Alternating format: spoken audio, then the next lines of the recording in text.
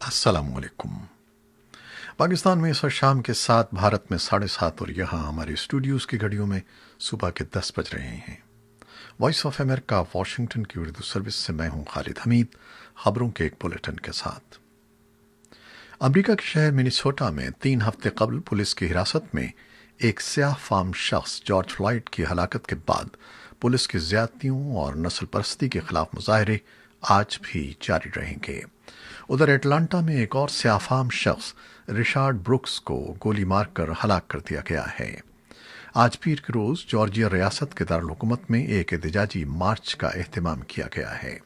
اس کے علاوہ واشنگٹن میں وائٹ ہاؤس کے سامنے واقع لافاں پارک میں بھی احتجاجی مظاہرہ ہو رہا ہے، جہاں 2 ہفتے قبل صدر ٹرمپ کے قریبی علاقے میں واقع چرچ جانے کے لیے راستے کو زبردستی خالی کروایا گیا تھا۔ اس سے قبل کل اتوار کے روز Washington, New York, Los Angeles, Atlanta اور میامی میں مظاہرے ہو رہے ہیں۔ سیئٹل میں مظاہرین نے شہر میں 4 بلاکس پر محیط علاقے پر پرامن طریقے سے قبضہ کیا ہوا ہے، جسے وہ خود مختار زون قرار دے رہے ہیں۔ مظاہرے کے منتظمین کا کہنا ہے کہ وہ اس علاقے میں پولیس کی موجودگی نہیں چاہتے۔ اس علاقے کی بڑی سڑک پر جلی حروف میں بلیک لائفز میٹر کا میورل آویزاں ہے۔ صدر ٹرمپ اس علاقے پر قبضہ کرنے والوں کو فسادی قرار دے رہے ہیں اور انہوں نے کہا ہے کہ شہر کی انتظامیہ کو یہ علاقہ ان سے خالی کروانا چاہیے۔ تاہم شہر کے میئر جینی ڈنکن نے اس علاقے کو سیاہ فام افراد کی پارٹی کا ماحول قرار دیا ہے اور کہا ہے کہ یہ علاقہ کسی وقت معمول پر آ جائے گا۔ امریکہ میں سیاہ فام شخص جارج فلائیڈ کی ہلاکت کے تناظر میں نسلی امتیاز کے خلاف مظاہرے متعدد یورپی شہروں میں بھی جاری ہیں۔ برلن میں مظاہرین نے 9 کلومیٹر لمبی زنجیر بنا کر مظاہرہ کیا۔ تاہم فرانس میں پولیس نے احتجاج کرتے ہوئے کہا ہے کہ نسل پرستی اور زیادتی کے الزامات غیر منصفانہ ہیں۔ امریکہ کی ریاست جارجیا کے شہر ایٹلانٹا میں مظاہرین آج پیر کے روز بھی اکٹھا ہونے کی منصوبہ بندی کر رہے ہیں اور وہ کرمنل جسٹس سسٹم میں اصلاحات اور انتخابی مسائل کے حل کا مطالبہ کر رہے ہیں۔ اس سے پہلے جمعے کے روز ایٹلانٹا پولیس نے ایک ریستوران کے باہر ایک شخص رچرڈ بروکس کو گولی مار کر ہلاک کر دیا تھا۔ افریقی امریکی افراد کی ہلاکتوں کے سلسلے میں یہ تازہ ترین کارروائی ہے، جس کے نتیجے میں ملک بھر میں ہونے والے احتجاجی مظاہروں میں پولیس کے رویے اور منظم نسل پرستی جیسے معاملات کو بہتر طور پر حل کرنے کے مطالبات کیے جا رہے ہیں۔ بروکس پولیس اہلکاروں سے تعاون کر رہا تھا جب اس کی جانچ کی جا رہی تھی کہ وہ کہیں نشے میں تو نہیں ہے، لیکن بعد ازاں اس نے اپنی گرفتاری پر مزاحمت کی اور وہاں سے بھاگ نکلا۔ اس کی میڈیکل رپورٹ سے معلوم ہوا ہے کہ اس کی پشت پر 2 گولیاں لگیں جو موت کا باعث بنی۔ اس پر گولی چلانے والے افسر گیرٹ رولف کو برطرف کر دیا گیا ہے اور ایٹلانٹا پولیس کی سربراہ ایریکا شیلڈز نے استعفیٰ دے دیا ہے، جبکہ ایک دوسرے پولیس افسر کو رخصت پر بھیج دیا گیا ہے۔ وائٹ ہاؤس کے اقتصادی مشیر لیڈی کڈلو نے CNN ٹیلی ویژن سے بات کرتے ہوئے کہا ہے کہ امریکہ کی اقتصادی صورتحال میں بہتری کے آثار نظر آنا شروع ہو گئے ہیں۔ اگلا سال معاشی لحاظ سے مستحکم ہوگا۔ وائٹ ہاؤس کے اقتصادی مشیر لیری کڈلو کا کہنا ہے کہ امریکہ دنیا کی سب سے بڑی معیشت ہے۔ کورونا وائرس کی وجہ سے اس پر جو منفی اثرات تھے وہ زائل ہونا شروع ہو گئے ہیں۔ کورونا وائرس کے پھیلاؤ کو روکنے کے سلسلے میں کاروبار اور صنعتوں کو بند کرنا پڑا اور اس کی وجہ سے امریکی معیشت کو نقصان پہنچا تھا۔ تاہم اب حالات بہتری کی جانب جا رہے ہیں۔ انہوں نے CNN کو انٹرویو دیتے ہوئے امید ظاہر کی کہ سن 2021 معاشی اعتبار سے ایک مستحکم سال ثابت ہوگا۔ کاروبار اور صنعتوں کی بندش کی وجہ سے ملک میں بے روزگاری کی شرح میں بہت زیادہ اضافہ ہوا تھا اور وفاقی حکومت 4 کروڑ سے زیادہ افراد کو بے روزگاری الاؤنس سمیت $600 فی ہفتہ بطور بے روزگاری اضافی معاوضہ بھی دے رہی ہے۔ انہوں نے وضاحت کرتے ہوئے کہا کہ بے روزگاری اضافی مدد ہرگز بند نہیں کی جائے گی۔ وائٹ ہاؤس کے اقتصادی مشیر لیری کڈلو نے امریکی معیشت کی بحالی کی نوید سنانے کے ساتھ ساتھ یہ بھی کہا کہ امریکہ میں کورونا وائرس کے کیسز بڑھ رہے ہیں جو باعث تشویش ہیں۔ اس وقت دنیا بھر میں سب سے زیادہ کورونا وائرس کے کیسز امریکہ میں ہیں۔ 20 لاکھ سے زیادہ افراد اس سے متاثر ہو چکے ہیں اور 1,15,000 سے زیادہ اموات ہو چکی ہیں۔ مشیر کڈلو کا کہنا تھا کہ امریکی عوام کو احتیاطی تدابیر اختیار کرنا ہوں گی۔ بھارت کے سفارتی ذرائع نے دعویٰ کیا ہے کہ اسلام آباد میں بھارت کے ہائی کمیشن میں تعینات 2 اہلکار پیر کو اسلام آباد سے لاپتہ ہو گئے ہیں۔ بھارتی ہائی کمیشن نے وائس آف امریکہ کو تصدیق کی کہ ان کے 2 اہلکار آج صبح سے لاپتہ ہیں اور یہ معاملہ پاکستانی حکام کے سامنے اٹھایا گیا ہے۔ پاکستانی حکام کی طرف سے اس دعوے کے بارے میں تاحال کوئی بیان سامنے نہیں آیا ہے۔ بھارت کی وزارت خارجہ کی طرف سے مبینہ طور پر لاپتہ ہونے والے اہلکاروں سے متعلق اب تک باضابطہ طور پر کوئی بیان نہیں آیا ہے۔ بھارتی میڈیا میں بھارت کے سفارتی ذرائع سے سامنے آنے والی اطلاعات کے مطابق اسلام آباد میں تعینات بھارت کی سینٹرل انڈسٹریل سیکورٹی فورس کے 2 اہلکار پیر کی صبح ایک گاڑی میں اپنے کام کے سلسلے میں ہائی کمیشن کی عمارت سے نکلے تھے، لیکن جس مقام پر انہیں پہنچنا تھا وہاں وہ نہیں پہنچ سکے ہیں۔ افغانستان میں لڑائیوں میں مصروف دونوں فریق طالبان اور حکومت امن مذاکرات شروع کرنے پر آمادہ ہو گئے ہیں تاکہ 2 اشروں سے جاری اس خون خرابے کا کوئی سیاسی تصفیہ ڈھونڈا جا سکے۔ ان مذاکرات کا طویل عرصے سے انتظار کیا جا رہا تھا۔ امکان یہ ہے کہ افغان حکومت اور طالبان کے درمیان مذاکرات اس ماہ کے آخر میں قطر میں ہوں گے۔ اتوار کے روز طالبان کے ایک ترجمان نے وائس آف امریکہ سے بات چیت کے دوران اس نئی پیش رفت کے بارے میں تصدیق کی، تاہم انہوں نے یہ نہیں بتایا کہ مذاکرات کب شروع ہوں گے۔ افغان حکومت سے تعلق رکھنے والے ایک ذریعے نے وائس آف امریکہ کو بتایا کہ صدر اشرف غنی نے دوحہ میں بین الافغان مذاکرات کی قطر کی جانب سے میزبانی کی تجویز قبول کر لی ہے، جہاں طالبان کا سیاسی دفتر قائم ہے۔ صدر اشرف غنی کے ایک ترجمان صدیق صدیقی نے اتوار کو اپنی ایک ٹویٹ میں کہا ہے کہ افغان حکومت صرف پہلی ملاقات دوحہ میں منعقد کرائے جانے پر رضامند ہوئی ہے، تاہم ابھی تک براہ راست مذاکرات کے لیے کسی مقام کے تعین پر کوئی معاہدہ نہیں ہوا ہے۔ قطر طالبان اور امریکہ کے درمیان مذاکرات کی بھی میزبانی کر چکا ہے، جس کے نتیجے میں 29 فروری کو دونوں کے درمیان ایک تاریخی معاہدہ طے ہونے کی راہ ہموار ہوئی تھی۔ ان مذاکرات کا مقصد 19 سال سے جاری جنگ کا خاتمہ تھا۔ دنیا بھر میں جوہری اور دیگر ہتھیاروں کی صورتحال پر نظر رکھنے والے سویڈن میں قائم stock home international peace research institute یعنی سپری کی پیر کو جاری ہونے والی رپورٹ کے مطابق اگرچہ مجموعی طور پر گزشتہ 1 سال دنیا بھر میں جوہری ہتھیاروں کی تعداد میں کمی کا سال تھا، لیکن دوسری طرف چین، بھارت اور پاکستان کے جوہری ہتھیاروں کی تعداد میں اس عرصے میں اضافہ ہوا ہے، بلکہ ان جوہری ممالک میں شامل ہیں جو اپنے جوہری ہتھیاروں کو جدید بنانے کے لیے گامزن ہیں۔ اسلام آباد میں ایڈیشنل سیشن جج کی عدالت نے پاکستان کے سابق وزیر اعظم بے نظیر بھٹو پر الزام تراشی کرنے پر امریکی خاتون بلاگر اور دستاویزی فلم پروڈیوسر سینتھیا ریچی کے خلاف وفاقی تحقیقاتی ادارے کو مقدمہ درج کرنے کا حکم دے دیا ہے۔ اسلام آباد کے ایڈیشنل سیشن جج جہانگیر آوان نے امریکی خاتون سینتھیا ڈی ریچی کے خلاف اندراج مقدمہ کی درخواست پر رواں ماہ 13 جون کو محفوظ کیا گیا فیصلہ جاری کر دیا ہے۔ عدالت نے ایف آئی اے کی درخواست مسترد کرتے ہوئے بے نظیر بھٹو پر مبینہ الزام تراشی کرنے پر امریکی خاتون کے خلاف مقدمہ درج کرنے کا حکم دیا ہے۔ دوسری جانب سینتھیا ڈی ریچی کے وکیل نے وکالت کا معاوضہ نہ ملنے تک مزید کسی عدالت میں اپیل دائر کرنے سے انکار کر دیا ہے، جبکہ سینتھیا کا کہنا ہے کہ ان کے وکیل نے انہیں عدالت میں غلط طور پر پیش کیا اور ان کی ٹویٹس کو جعلی کہا۔ سینتھیا کا مزید کہنا تھا کہ ان کی تمام ٹویٹس اصلی ہیں۔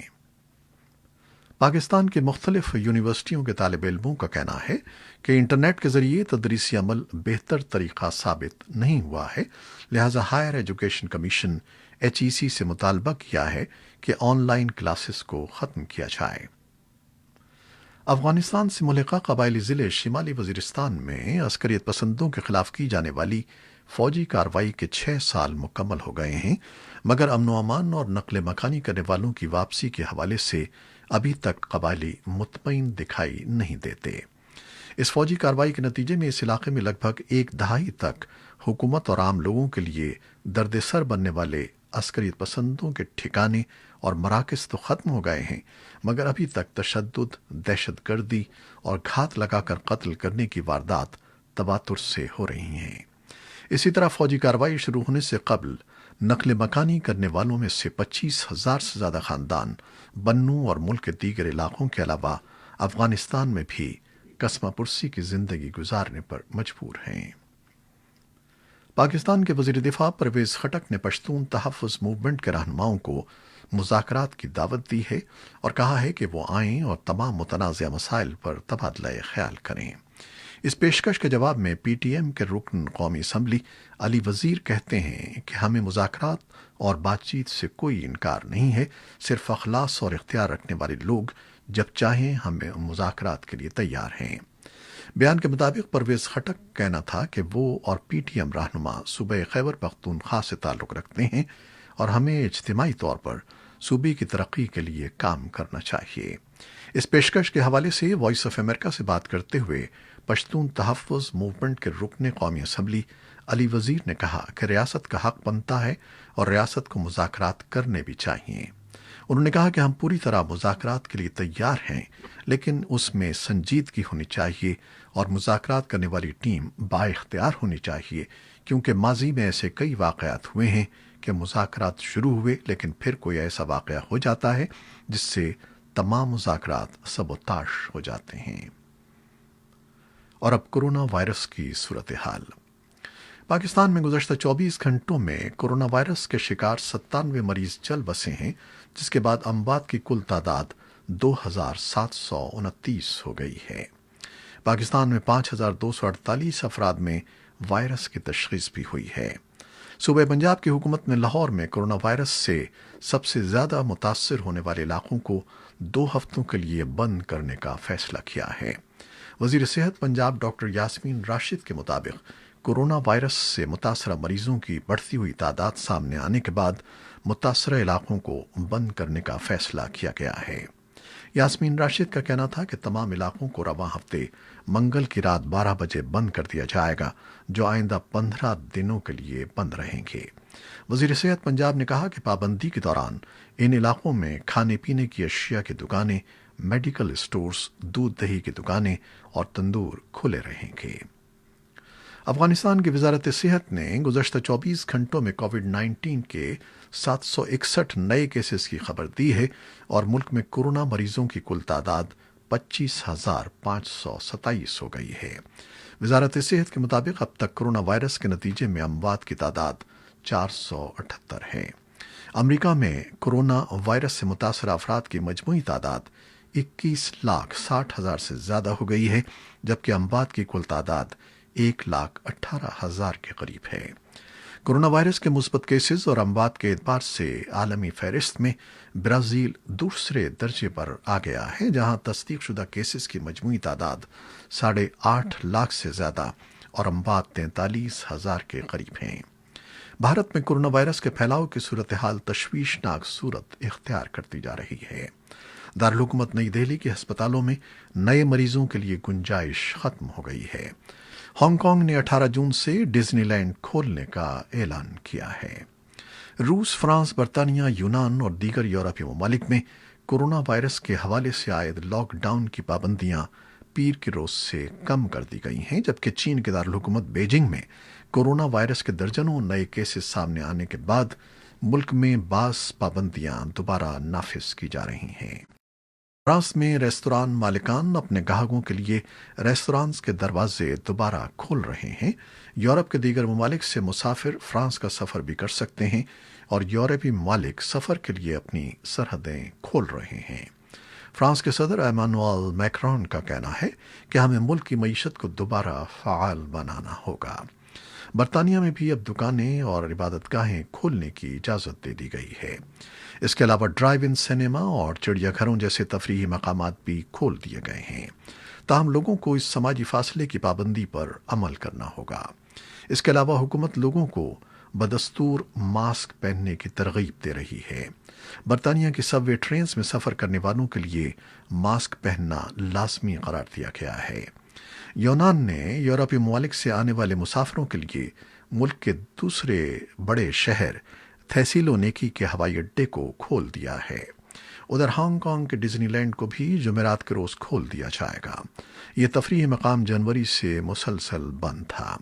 ڈزنی لینڈ کھلنے کے بعد ایک وقت میں محدود تعداد میں لوگوں کو اندر جانے کی اجازت دی جائے گی، تاہم ڈزنی لینڈ کے ٹکٹ خریدتے وقت لوگوں کو اپنی صحت کے بارے میں حلف نامہ جمع کرانا ہوگا۔ شنگھائی میں ڈزنی لینڈ گزشتہ ماہ کھول دیا گیا تھا۔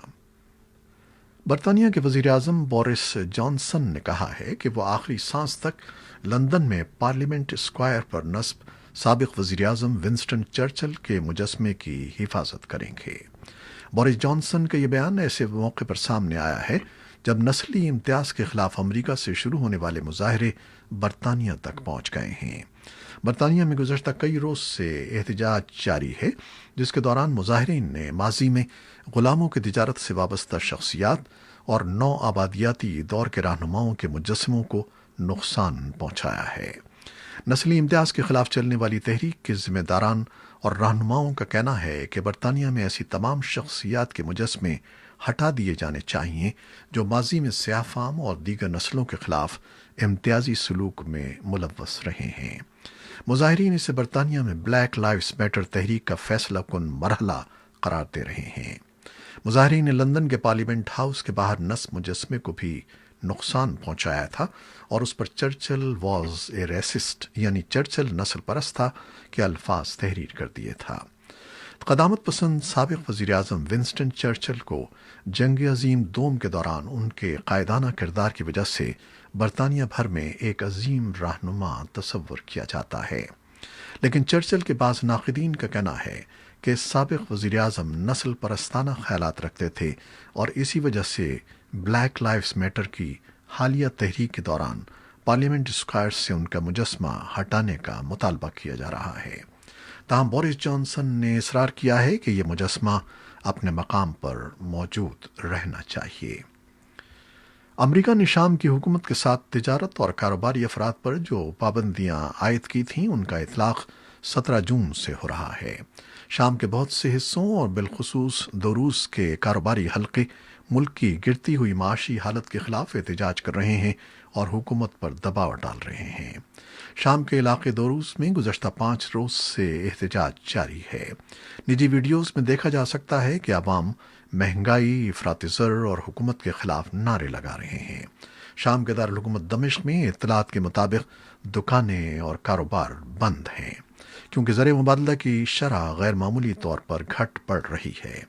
ادویات بنانے والے کارخانے خام مال کی عدم دستیابی کی وجہ سے دوائیں تیار نہیں کر رہے ہیں۔ حکومت پیٹرول کی قلت کے پیش نظر لبنان سے گیسولین منگوا رہی ہے۔ ملک میں بڑھتے ہوئے بحران کو دیکھتے ہوئے شام کے صدر بشار الاسد نے جمعرات کو وزیر اعظم عماد خامس کو ہٹا کر وزیر زراعت حسین آموس کو نیا وزیر اعظم بنا دیا ہے۔